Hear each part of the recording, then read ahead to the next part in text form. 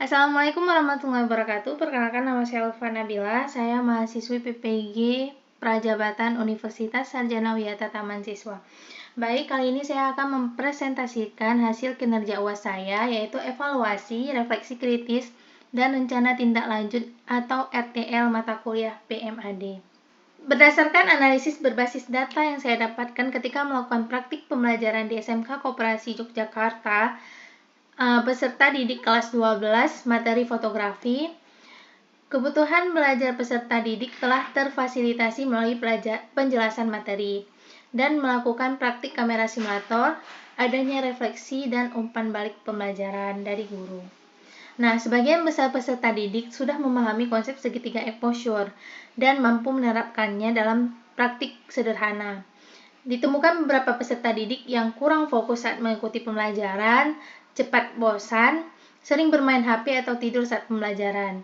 Nah, solusi perbaikan yang dilakukan oleh guru untuk membuat peserta didik lebih aktif yaitu menambahkan ice breaking, melakukan aktivitas praktik lebih banyak, dan mengurangi sistem metode ceramah. Nah, peserta didik menunjukkan antusiasme dan keaktifan tinggi saat melakukan praktek kamera simulator. Dibandingkan mendengarkan materi, peserta didik lebih menyukai praktek.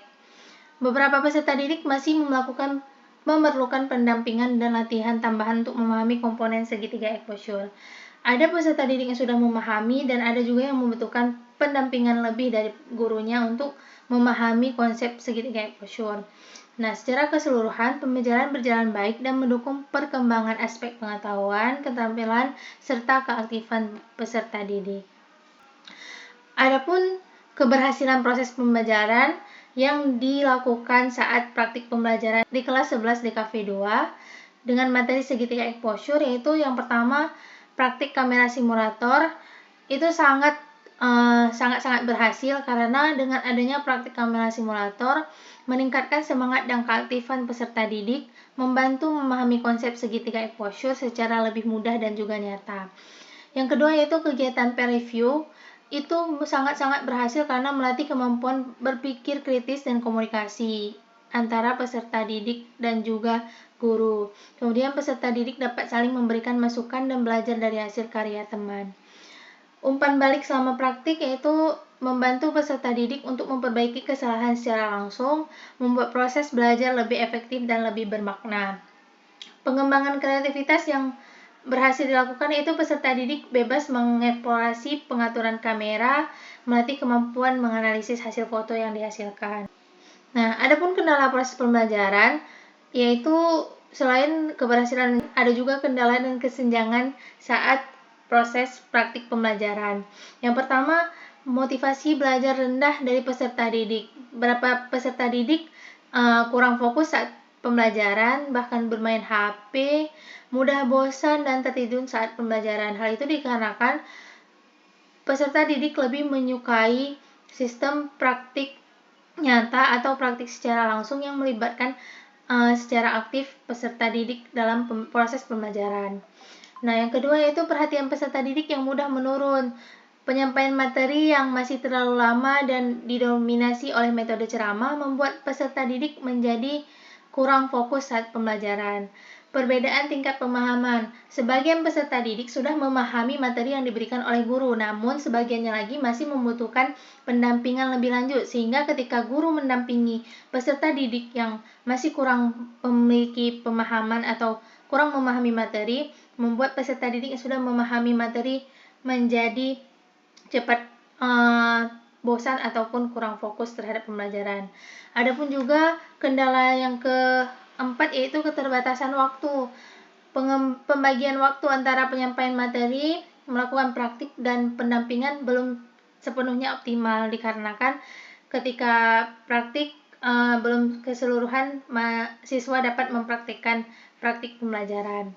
Pendampingan belum merata. Fokus pada peserta didik tertentu menyebabkan pendampingan kepada peserta didik lain kurang maksimal. Ketika guru fokus pada satu peserta didik yang kurang memahami materi, sehingga pendampingan kepada peserta didik yang lainnya menjadi tidak merata. Nah, yang terakhir yaitu keaktifan belum menyeluruh. Diperlukan strategi yang lebih variatif seperti ice breaking, praktik langsung, dan aktivitas interaktif. Keaktifan belum menyeluruh dikarenakan pembelajaran masih mendominasi dengan metode ceramah sehingga membuat peserta didik menjadi mudah bosan ataupun kurang fokus, sehingga strategi pembelajaran dilakukan harus lebih variatif seperti dilakukannya ice breaking, praktik langsung ataupun aktivitas interaktif. Kesenjangan dalam proses pembelajaran yang didapat yaitu adanya kebutuhan peserta didik dengan strategi pembelajaran yang digunakan masih belum memenuhi kebutuhan dari peserta didik. Oleh karena itu, diperlukan perbaikan strategi pembelajaran yang lebih variatif, interaktif, dan mampu mengakomodasi keberagaman karakteristik dari peserta didik. Adapun tahapan selanjutnya yaitu refleksi dan pemaknaan pembelajaran. Yang pertama, pemahaman karakteristik peserta didik. Peserta didik lebih mudah memahami materi melalui praktik langsung dibandingkan penjelasan teori. Dari hasil observasi yang didapatkan yaitu peserta didik lebih memahami materi melalui praktik langsung daripada menggunakan penjelasan materi berbasis metode ceramah. Strategi pembelajaran perlu disesuaikan dengan kebutuhan dan karakteristik peserta didik.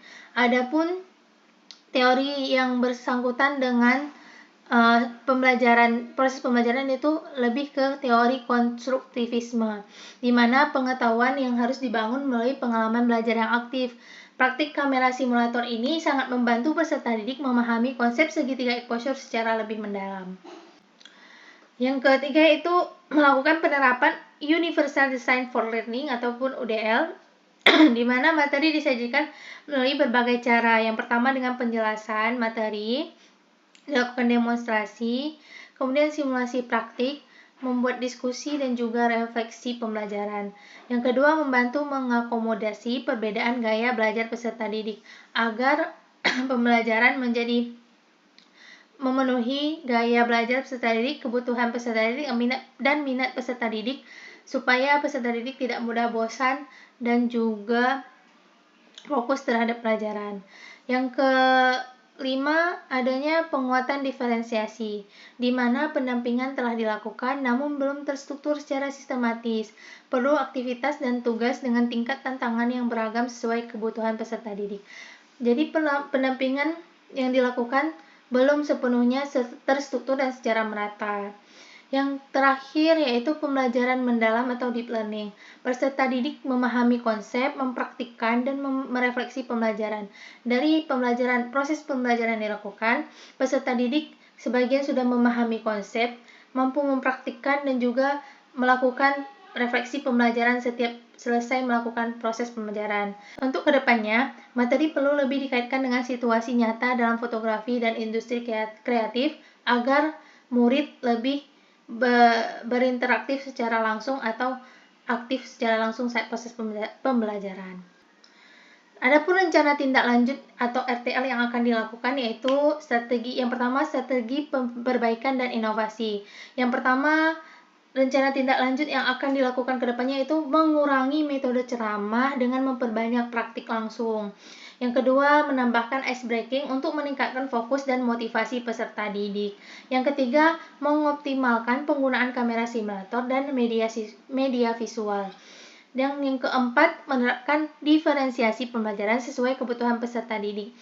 Yang kelima, memperbanyak diskusi kelompok dan peer learning.